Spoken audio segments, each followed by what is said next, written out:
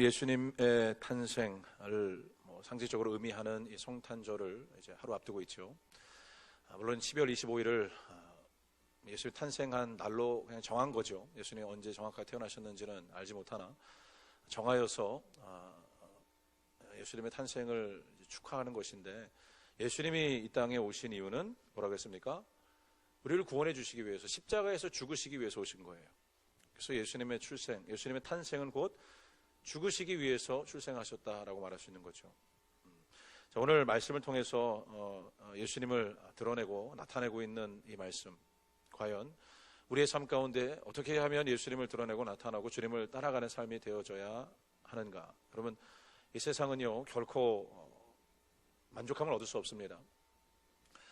이것은 무슨 뜻이냐면 계속해서 문제와 어려움과 갈등과 분쟁은 일어나게 되어 있다는 거예요. 성경에도 그것을 예표하고 있거든요. 마지막 때에 일어나게 될. 그러니까 우리 스스로가 합당하게 여기고 또 우리 스스로를 높이게 되면 결코 하나 되어짐과 평안을 누릴 수가 없어요. 오늘도 창세기 44장 33절 한 절의 말씀을 우리가 나누었지만 44장의 전체적인 배경을 보게 되면요, 자, 요셉이 44장 1절에 청지기에게 이렇게 얘기를 합니다. 형제들의 이 자루에 하나씩 다 자루에 곡식을 채워주고 베냐민의 자루에 은잔을 넣어라. 꾸미는 거예요. 뭐냐면 가족을, 형제들을 이제 가나안 땅으로 돌아가도록 허락하게 한 후에 곧바로 뒤따라가서 너희들이 왜 도적질 하느냐라고 추궁하고 베냐민 자루에서 은잔이 발견되어지는 것을 통하여 베냐민을 인질 삼으려고. 사람의 생각이죠. 이러한 일들이 일어나고 있는 이 배경 가운데 이제 드러나게 되는 인물이 있습니다. 유다가 드러나게 되고, 유다가 드러나는 것을 통해서 요셉이 자신이 지금까지 어찌 보면 숨겨두었던 정체성을 이제 고백하게 되는, 드러내게 되는 이러한 사건으로 이어지게 돼요. 오늘 말씀을 나누기 전에 제가 질문 던지겠습니다. 이 질문 앞에 우리의 모습을 냉정히 생각해 보시기 바랍니다. 여러분, 우리는 사랑해야 될 것이고 우리는 용서해야 될 것이에요. 그렇죠? 사랑과 용서라고 하는 이 단어는 성경적인 단어이기에 앞서서 교회 밖에서도 너무나 필요로 하고 또 중요한 단어가 바로 사랑과 용서겠죠. 그렇죠? 그런데 오늘 이 말씀을 통해서 우리가 그러면 어떻게 예수님처럼 사랑하고 우리가 어떻게 예수님처럼 용서할 수 있을까? 우리가 예수님처럼 사랑하고 용서해야 되는 것이 중요한 겁니다. 왜냐하면 그래야 변화가 일어나기 때문에, 그래야 회복이 일어나기 때문에, 그래야 치유와 구원이 임하여지기 때문에. 그래서 예수님께서 우리 예수님처럼 어떻게 우리가 사랑하고 용서할 수 있을까? 자, 먼저 이 말씀의 배경을 잠시 알려드리도록 하겠습니다.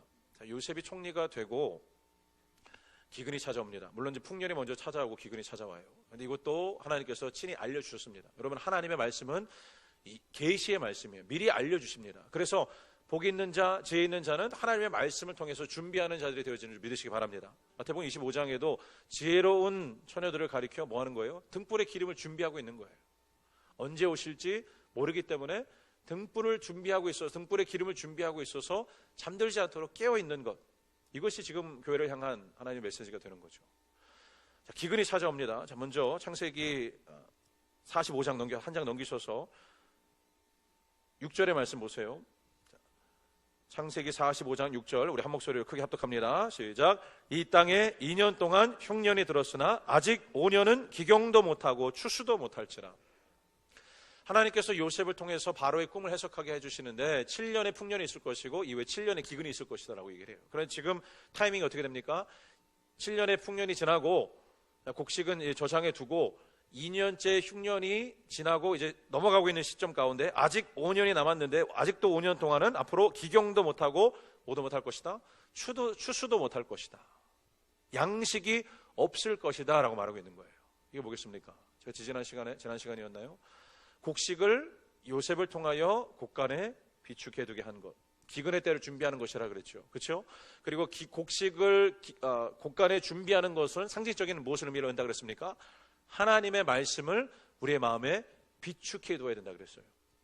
하나님의 말씀을 우리 안에 비축해 두는 자가 기근의 때를 이겨내게 되는 것인데, 자, 아직 5년은 기경도 못하고 추수도 못할지라 뭐겠습니까?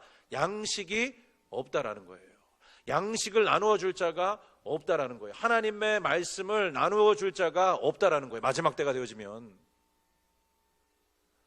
그저 잘 될 것이다, 걱정하지 마세요, 평안합니다, 안전합니다 라고 말하는 것으로는 기근을 준비하지 못해요. 오늘 말씀을 통해서 우리가 준비되어지시기를 주의 이름으로 축복합니다. 여러분, 하나님의 말씀은 생명의 말씀인 것을 믿으시기 바랍니다. 자, 앞뒤로 한번 축복합니다. 하나님은 살리시기 위한 분이십니다. 하나님은 살리시기 위한 분이십니다. 하나님은 살리시기 위해서 예수님 보내신 거예요. 자, 살리시기 위해서 요셉을 총리 세우신 거죠. 요셉이 총리가 되고 지금 형제들을 형제인 것을 요셉은 알고 있고, 아직은 형제들은 요셉인 걸 모르는 상태에서 아버지 야곱을 애굽으로 오게 하려고, 만나게 하려고 이제 계획을 꾸밉니다. 어떻게 시작되어지게 되냐면, 먼저 애굽 땅뿐만 아니라 온 땅에 기근이 있죠. 그러니까 가나안 땅에, 이스라엘 땅에 살고 있었던 야곱과 그의 형제들도 곡식을 구하기 위해서 애굽 땅으로 내려가요. 그렇죠? 내려가서 요셉 앞에 섭니다. 우리는 저 먼 땅 가나안 땅에서 온 종들입니다. 좀 곡식을 나눠 주십시오 라고 하는데, 요셉이 딱 보는 순간 누군지 알아요. 우리 형제들이구나. 알아보죠. 근데 형제들은 요셉이 죽은 줄로만 알고 있었기 때문에 당연히 알아볼 리가 없고, 자, 근데 요셉이 계획을 꾸밉니다. 너희들 정탐꾼이구나, 곡식을 얻으려고 빙자온 스파이구나. 감옥에 가둬요. 3일 동안. 그리고 3일이 지나게 한 후에 이렇게 얘기를 합니다. 너희가 정탐꾼이 아니라는 것을 증명해라. 너희 중에 한 사람을 인질로 남고 너희들의 형제가 가서, 너희들 한 명 더 있지? 어떻게 하셨습니까? 막내 아우 하나 더 있지? 예. 뭐 사실 물었겠죠. 있느냐 해서. 그러고서 아버지 살아계시냐? 예. 그러면 데리고 와라, 모시고 와라. 그러면 너희가 정탐꾼이 아니라는 것을 내가 인정하겠다. 시몬이 인질로 붙잡힌 채 가요. 야곱한테 가지요. 그러고 나서 자초정을 얘기합니다. 곡식은 얻어왔는데 지금 시몬이 묶여있는 상태여서 우리가 다시 가야 되는데 베냐민 막둥이를 데리고 오라고 합니다. 야곱이 라헬을 통해서 난 2명의 자녀가 요셉과 베냐민이죠. 요셉은 죽은 줄 알고 있고 베냐민을 데리고 오라니. 자, 창세기 44장 30절 보십시오. 창세기 44장 30절 합독하겠습니다. 시작. 아비의 생명과 아이의 생명이 서로 결탁되었거늘. 여기까지 보겠습니다. 아비 되는 야곱의 생명과 아이 되는 베냐민의 생명은 서로 결탁된 자다. 아버지와 베냐민을 떼어놓을 수 없다. 한 목숨이나 마찬가지다라고 얘기하고 있는 거예요. 유다를 통해서. 베냐민을 데리고 오라니 결코 있을 수 없다. 근데 형제들이 막 결단을 하죠. 반드시 데려올 테니까 걱정하지 마시고 보내주세요. 베냐민을 데리고 갑니다. 야곱도 마지못해 허락해서 거의 뭐 포기하던 식으로 사실 보내요. 갑니다.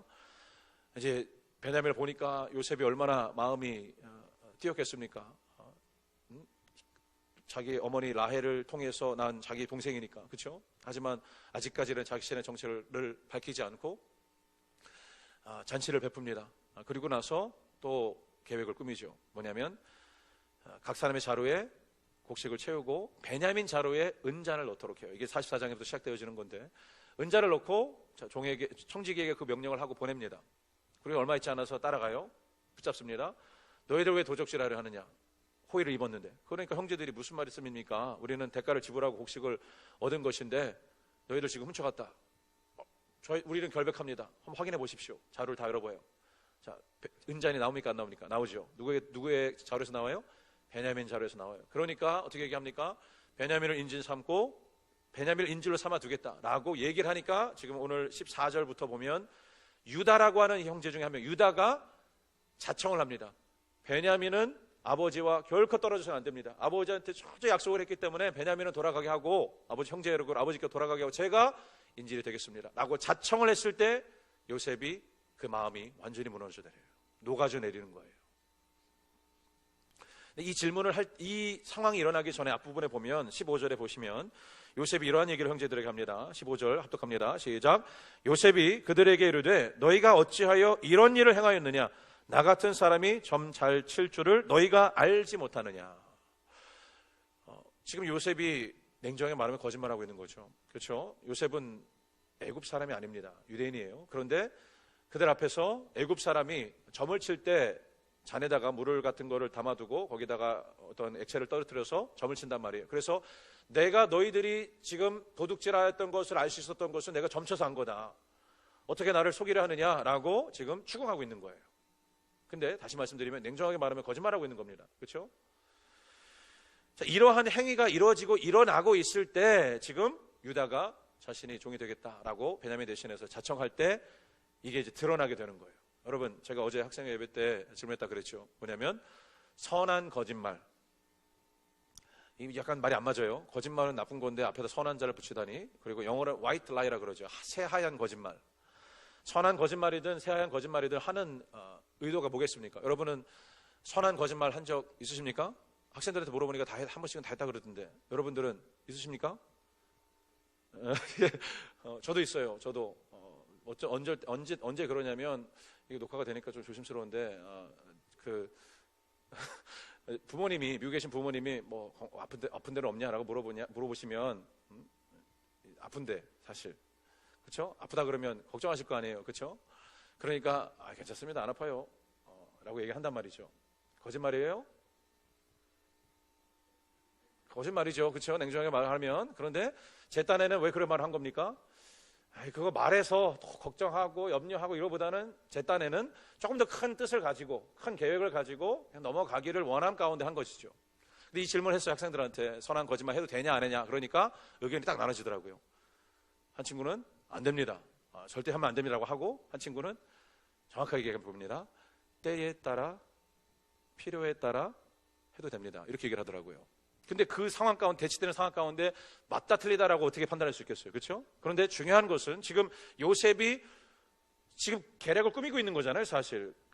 이게 본인이 청지기한테 명령했던 내용이고, 청지기가 자신도 이게 합당하지 않은 줄 알지만 나아가서 너희들 왜 도둑질했는지 자기가 넣어놓고 너희들 도둑질했다라고 말하고 있는 이러한 상황 가운데 너희들 도둑질했으니까 이제 베냐민 잡아둘 거야 라고 말할 이러한 상황들이 드러나지 않는 것처럼 보이지만, 여러분 사도행전 5장에 보면 아나니와 삽비라에 관한 말씀이 나와요. 아나니와 삽비라 부부입니다.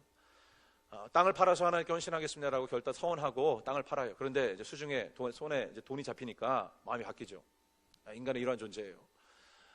그런데 그 마음 가운데 좀 일부를 남겨두고 이게 전부입니다라고 베드로한테 갖고 옵니다, 예수님의 제자. 근데 그때는 베드로가 예수의 십자가 전에 베드로가 아니에요.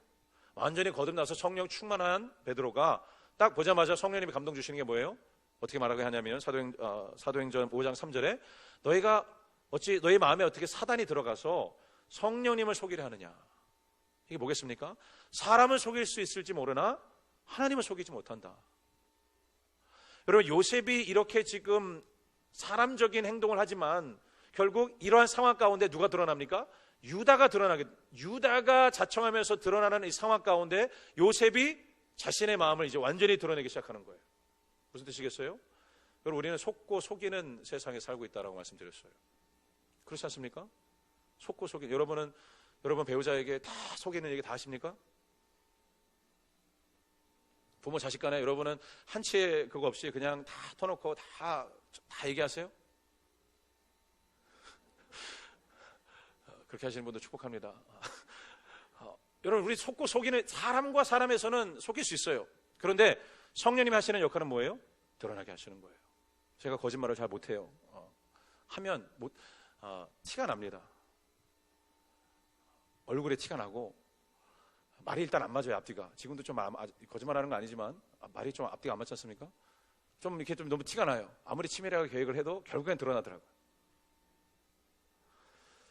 사람은 속고 속일 수 있어요. 그런데 성령님은 드러나게 하세요. 지금 이 상황 가운데 요셉은 지금 속이는 상황이에요, 그렇죠? 냉정하게 말하면 약간 아버지 야곱의 DNA가 분명히 있는 것을 보게 돼요. 제가 이것도 일부에 때 어떻게 표현했냐면, 여러분, 이 야곱의 DNA가 요셉에 있는 것, 건아가 뭐 여러분이 아빠 많이 닮았다고 하는데 건아 행동하는 거 보면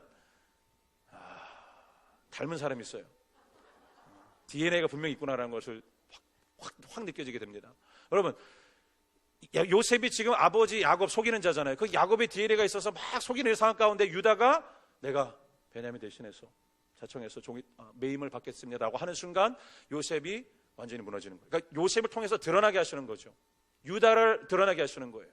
유다를 통해서 드러나게 하시는 게 뭐냐면 유다가 사랑하는구나 라는 것을 보여주는 거예요. 누구를요? 유다는 아버지 야곱을 사랑하는구나. 아버지의 그 흰머리로 음부에 베냐민 뺏겨버리면 나는 흰머리로 음부에 내려가게 될 것이다 라고 말했던 그 아버지의 야곱의 말을 마음 깊이 새기고 아버지를 사랑함 가운데 제가 대신 메이는 자가 되겠습니다. 베냐민, 아버지가 사랑하는 저 막둥이는 꼭 아버지의 품으로 돌아가게 해주십시오. 여러분, 예수님처럼 어떻게 사랑할 수 있을까요? 예수님이 왜 자격 없는 우리를 구원해 주시기 위해서 이 땅에 오셨습니까? 우리가 아가페 사랑, 희생적인 사랑이라고 말하지만 결코 우리는 자격 얻을 만한 행위를 한 것도 없고 2000년 전에 이것도 우리가 인간적으로 생각할 수 없죠. 어떻게 2000년 전에 태어나기도 전에 우리의 죄를 사해 주시기 위해서 예수님 오셨냐? 이게 논쟁거리예요. 아까 말씀한 것처럼 천한 거짓말 해도 됩니까? 안 이거 계속 붙여봤자 답이 안 나와요. 머리로는 해석이 안 된다는 거예요. 그런데 깨달아지게 되면 유다가 아버지를 사랑하는 그 마음이 깨달아지게 되니까 스스로 자청하여 제가 묶임을 받는 자가 되겠습니다 라고 고백했던 것처럼 예수님도 뭐예요? 그 안에 누구를 사랑하심이? 하나님 아버지를 사랑하는 마음이 예수님 안에 있었기 때문에 아버지 제가 가겠습니다.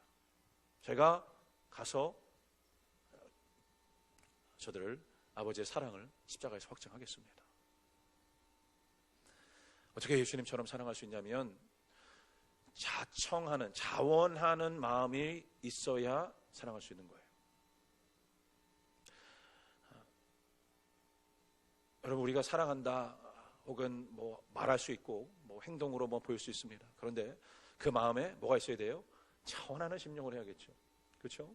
마지못해 한다면 혹은 뭐 억지로 한다면 뭐 같은 표현 같지만 그렇게 해서 어떠한 결과는 결과적으로는 동일한 결과를 할지라도 그것이 어찌 진정으로 사랑함 가운데 행한 행위라라고 말할 수 있겠냐는 거예요. 어떻게 된다고요? 드러나게 되어 있다는 거예요. 성령님은 드러나게 하신다. 반드시 하나님의 때에, 지금 이 요셉의 때에 이 청지기가 요셉의 이 불의한 명령에 순종할 수 있었던 게 뭐냐면 요셉을 보니까 하나님의 크고 높으신 계획이 있구나라는 것을 그가 깨달았기 때문인 거예요. 그렇죠? 요셉이 죄가 없습니다. 죄가 없는데 감옥에 가게 돼요. 그렇죠? 보디발의 아내를 범하였다라는 누명을 쓰고, 그러면 요셉의 관점에서는 죄가 없는 거예요. 죄가 없는데 하나님께서 그를 꺾으시고 감옥에 보내시잖아요. 그런데 하나님께서 다시 그를 회복시키신단 말이에요. 그 모습을 청지기가 보고 믿음은 언제 생긴다? 우리 자신의 오름을 꺾을 때 생기는구나. 내가 아무리 합당합니다, 내가 맞습니다라고 주장한다면 청지기가 그거 주인님 이거 가서 제가 넣고 가서 훔쳐간 것처럼 말하는 거 이거는 잘못된 건데요 라고 청지기가 자신의 뜻을 굽히지 않았더라면 뭐예요? 사용되지 못하는 거예요. 하지만 하나님의 구원의 역사는 하나님은 도를 들어서 명하실 수 있는 분이시고, 에스더한테도 이렇게 모르드게를 통해서 얘기하잖아요. 네가 왕후가 된 것은 이때를 위함이 아니겠느냐. 너를 왕후 삼은 거는 이 바벨론 그 지역에 남아있는 유대인들을 구원하기 위해서 이방 나라의 유대인 너가 왕후가 된 거 아니겠냐. 하지만 너가 순종하지 않으면 하나님은 어떻게 해서라도 다른 방법을 통해서라도 하나님의 백성을 구원하실 것이다. 잘 판단해라. 그럼 우리가 교만해서 안 되는 이유가 여기 있습니다.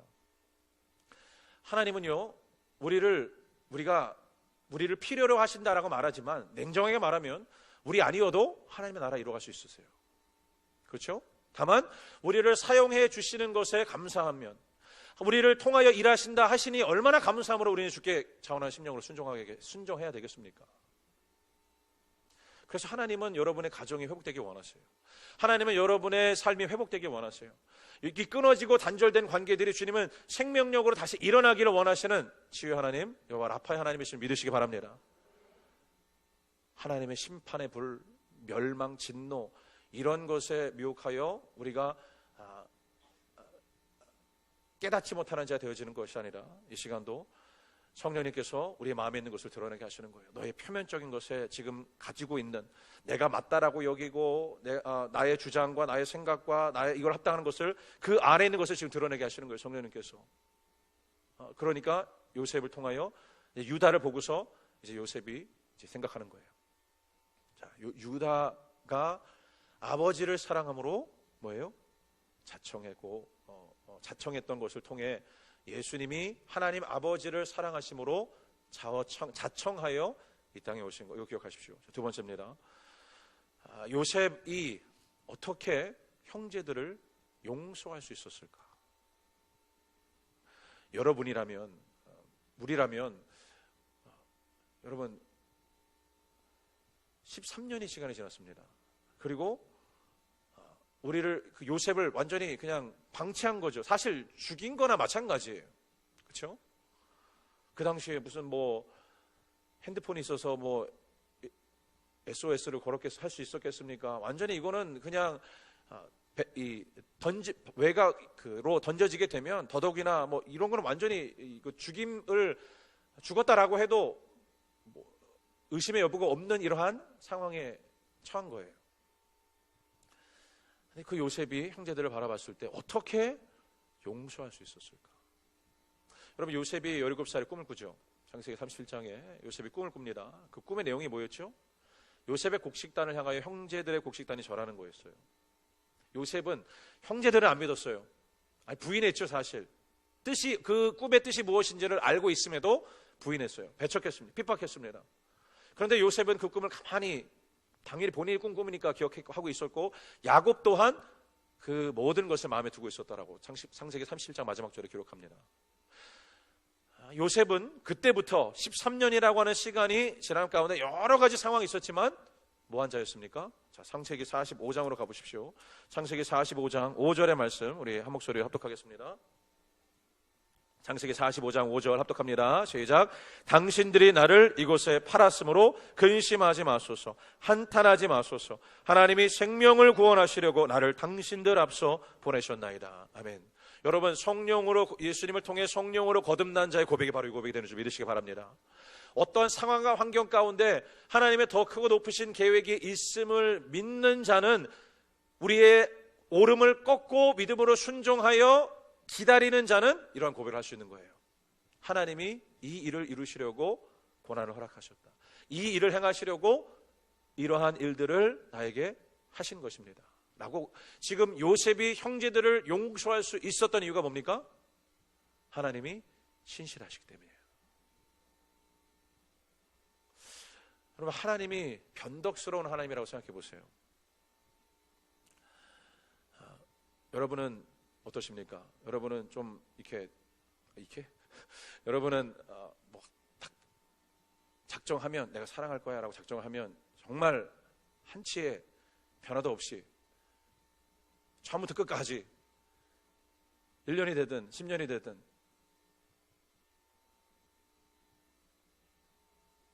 사랑하시겠죠. 용서하시겠죠. 죄송합니다. 제가 의심했네요. 사람은 변덕이 심해요. 그렇죠? 이러한 저도 이 뜻은 맞을 건데 제가 얼핏 주워든 화장실 들어갈 때 나올 때 알죠? 들어갈 때 마음과 뭐 나올 때 마음 다르다 이러한 표현이 아마 그만큼 사람이 어떤 상황 앞에서는 이러더니 좀 지나가면 언제 그랬냐는 듯이, 그렇죠? 이렇게 되어지는 표현이 아닌가 생각해 보는데 하나님이 그런 분이라고 생각해 보세요. 구원받을 사람 아무도 없습니다. 그렇지 않겠어요? 아까 제가 서두에 자격으로 예수님 오신 것, 우리가 하나님의 사랑을, 구원을 받을 만한 자격으로 이 자리에 있는 것도 아니라고 말씀드렸는데, 오늘 여러분이 하나님께서 오늘 아무개 보니까 예배도 열심히 정말 나와서 드리고 너무 기쁘고 아름답고 내가 저 영혼에게 은혜를 내려주겠구나 라고 했는데 딱 월요일이 됐습니다. 화요일이 됐어요.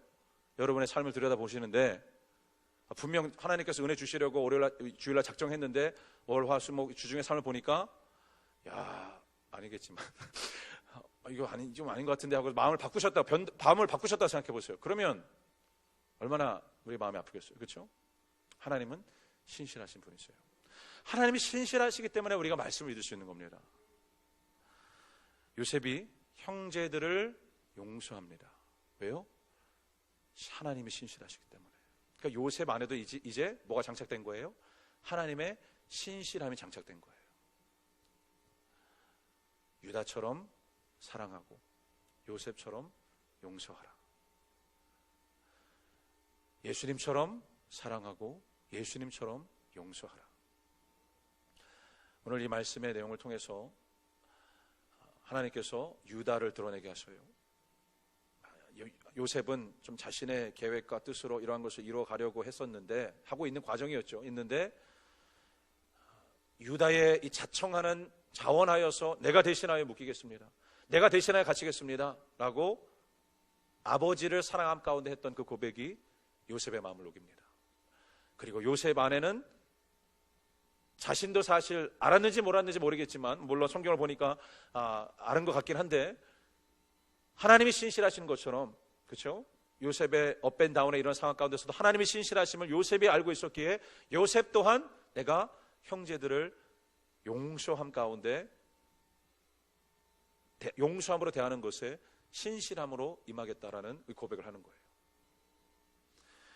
여러분, 한 주간의 삶 가운데 기근, 양식을 나누어 줄 자가 없는 이러한 시대가 이제 이미 시작되었죠.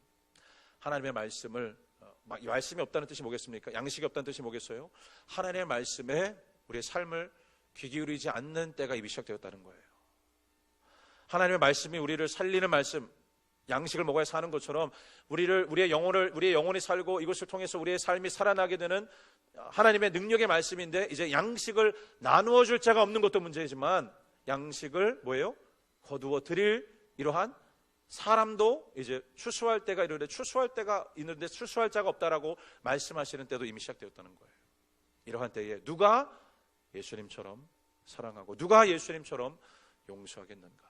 누가 예수님처럼 자원하겠으며 누가 예수님처럼 신실하게 끝까지 순종함 가운데 나아가겠는가? 제가 반주해주세요. 이렇게 마무리하겠습니다. 여러분, 신실하다라고 하는 뜻이 뭐겠습니까? 내가 언제 예수님 믿었느냐, 그 질문이 아니라 오늘 지금 어디에 있느냐라고 물어보실 거예요. 그게 신실함 아니겠어요? 그렇죠? 수많은 우여곡절 끝에서도 너는 어디에 있느냐? 사랑한다는 것이 뭐겠습니까? 수많은 이러한 우여곡절 가운데 여전히 너는 자원하는 심령으로 행하고 있느냐? 그거 주님께서 물어보시겠다는 거예요. 우리 모두는 백보자, 흰보자 심판 앞에 서게 될 날이 올 것입니다. 여러분, 성탄절의 그 즐거움, 기쁨, 감사, 이러한 것들에 우리가 진정한 이 예수님의 탄생의 의미를 놓쳐서는 안 돼요. 예수님은 우리를 사랑하시고 우리를 용서하시려 이 땅에 오셨어요. 이 성탄전에 오늘 성탄 축하 예배 저녁에, 그리고 내일 있을 성탄 감사 예배, 이러한 절개 예배들을 통해서 다시 한번 하나님, 불법이 성하고 많은 사람들의 사랑이 식어지게 될 것이다 라고 마태복음 24장 얘기해요. 하나님을 향한 사랑뿐만 아니라 사람과 사람을 향한 사랑이 식어질 것이다 마지막 때에 라고 말씀하고 있어요. 예표하고 있는 거예요. 그럴 때 유다가 자청합니다. 여러분, 주여 나를 보내소서. 내가 끝까지 주님 앞에 그 사랑함 가운데 섬기고 나아가겠노라 결단하는 여러분 되시길 축복합니다. 신실함을 상실한 때가 되어버렸습니다. 돈을 주면요, 지금은요, 제가 스포츠를 하는 것보다는 좀 이렇게 하이라이트만 보는 스타일이에요. 운동을 막 썩 좋아하진 않습니다. 제가 보면 운동 정말 좋아할 것 같이 생겼는데 운동을 막 썩 좋아하진 않아요. 그런데 스포츠 세계만 봐도요, 스포츠 산업만 봐도 돈 주면 뭐예요? 로열티 필요 없어요. 한 팀에서 신실하게 있는 건 의미 없습니다. 언제라도 옮겨요. 돈 따라, 명예 따라. 명예도 아니죠. 이렇게 딱 옮기는 때 그것이 당연한 천문학적인 돈 앞에 다 무너지는 거예요. 신실함, 우리가 어떻게 주님 앞에 끝까지 신실하게 서 있을까? 사랑이 식어가고 우리를 향한 이러한 공격들이 계속해서 일어나게 될 때 우리가 주님 앞에 끝까지 신실하게 서 있을 수 있겠는가? 하나님은 어떠한 하나님이시라고요? 생명의 하나님이세요. 우리로 하여금 그렇게 할 수 있도록 오늘도 말씀을 통해서 우리에게 깨워주시는 줄 믿으시기 바랍니다.